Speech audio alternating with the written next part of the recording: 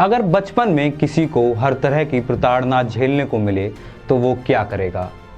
अपने ही लोगों से अपनी ज़मीन के लिए लड़ना पड़े, बचपन में ही अपने से दोगुने उम्र के आदमी से ज़बरदस्ती शादी हो जाए, फिर वही पति बार बार रोज़ यौन शोषण करे, गैंग रेप किया जाए तो क्या? ऐसे में दो स्थिति पैदा होंगी, या तो इंसान आत्महत्या कर लेगा या फिर किसी फिल्मी कहानी की तरह अपने ऊपर हुए सभी अत्याचारों का बदला लेगा। किसी फिल्मी कहानी की तरह ही पूरा जीवन रहा फूलन देवी का, जो कि बैंडिट क्वीन के नाम से मशहूर हुई। नमस्कार, मैं निखिल स्वागत करता हूं आप सभी का चेतना मंच के इस सेगमेंट में जिसका नाम है डेट। आज की डेट में हम बात करेंगे फूलन देवी की, जिन्होंने चंबल के बीहड़ से निकलकर पार्लियामेंट तक का सफ़र तय किया।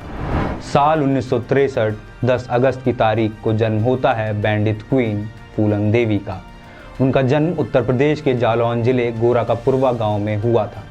बहुत ही गरीब मल्ला परिवार में जन्मी फूलन देवी अपने सभी भाई बहनों में सबसे छोटी हुआ करती थीं।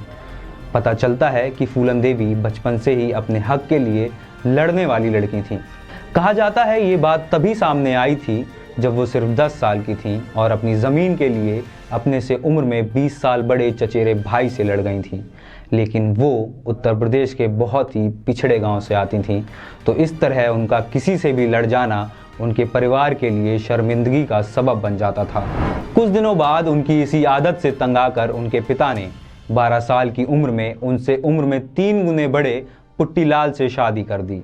अगर एक 12 साल की लड़की की शादी लगभग 40 साल के आदमी से कर दी जाए तो उसकी मानसिक स्थिति क्या रही होगी, आप समझ ही सकते हैं। ऐसी मानसिक स्थिति में अगर लड़की रोज़ अपने पति से भी यौन शोषण का शिकार हो तब। इन सभी घटनाओं ने फूलन देवी की मानसिकता पर गहरा प्रभाव डाला था। उन्होंने इन सब से बचने की बहुत कोशिश की और अपने पति से बच के कई बार घर वापस भी आईं, लेकिन उनके पिता ने उनकी इस बात से तंग आकर उन पर चोरी का झूठा इल्ज़ाम लगाकर उन्हें जेल में बंद करवा दिया। कहा तो ये भी जाता है कि वो जितने दिन जेल में रहीं, पुलिस वालों ने उनके साथ रेप किया।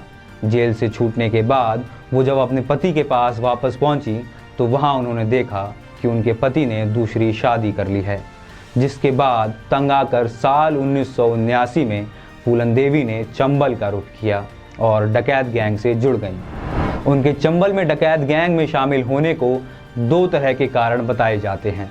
एक तो है कि उन्हीं के गांव के मल्ला समाज के लोगों का एक डकैत गिरोह था जिसने फूलन पर हो रहे अत्याचारों को देखा और गैंग में उन्हें शामिल करने का फैसला लिया। दूसरी कहानी ये है कि चंबल की एक गैंग उन्हें अगवा करके चंबल ले जाती है और बाद में वो कभी वापस नहीं लौटी। इन दोनों में से वजह चाहे जो भी हो, यहीं से उनके जीवन की वो स्टेज शुरू हुई जिसने उन्हें बैंडिट क्वीन बना दिया। फूलन देवी चंबल में एक गिरोह से जुड़ी जिसको बाबू गुर्जर नाम का एक डकैत लीड करता था। ग्रुप में दूसरे नंबर पर विक्रम मल्ला का नाम आता था। बाद में आपसी लड़ाई की वजह से विक्रम मल्ला, जो कि फूलन देवी की ही जाति का था, उसने बाबू गुर्जर को मार दिया और गिरोह का सरगना बन गया। फिर विक्रम ने ही फूलन को हथियार चलाने सिखाए। इसके बाद फूलन देवी अपनी डकैत गैंग के साथ अपने पति के गांव जाकर उसे मारकर अधमरा कर देती हैं और वहीं से खुलेआम ऐलान करती हैं अगर कोई किसी बच्ची से शादी करेगा तो वो फूलन देवी की गोली का शिकार होगा। इस बीच फूलन के साथ एक हादसा हो जाता है जिसमें उन्हें यूपी के बेमई के गांव में बंदी बना लिया जाता है। 3 हफ्तों तक उनके साथ लगातार गैंग रेप किया जाता है। उन्हें नग्न अवस्था में पूरे गांव में घुमाया जाता है और बुरी तरह से अपमानित किया जाता है।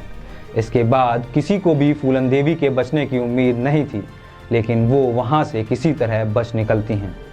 भागने के बाद साल 1981 तारीख 14 फरवरी शाम का समय फूलन उसी गांव में दोबारा लौटी, इस बार बदला लेने।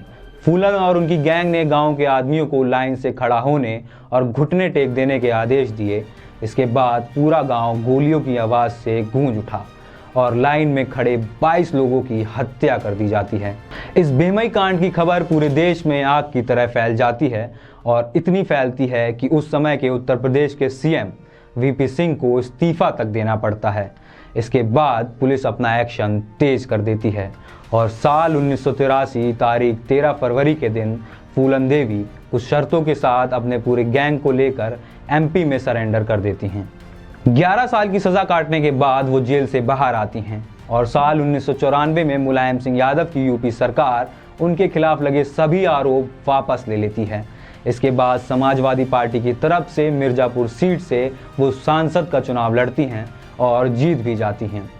इस समय पूरा देश देख रहा था फूलन देवी के चंबल से पार्लियामेंट तक के सफ़र को। अब जब फूलन देवी को लग रहा होगा कि वो अपनी पिछली ज़िंदगी को पीछे छोड़कर आगे बढ़ चुकी हैं, तभी शेर सिंह राणा नाम के शख्स ने उनके आधिकारिक सरकारी बंगले के बाहर उनकी गोली मारकर हत्या कर दी। हत्या के 2 दिन बाद उसने सरेंडर किया और इस हत्या को बेहमई कांड का बदला बताया।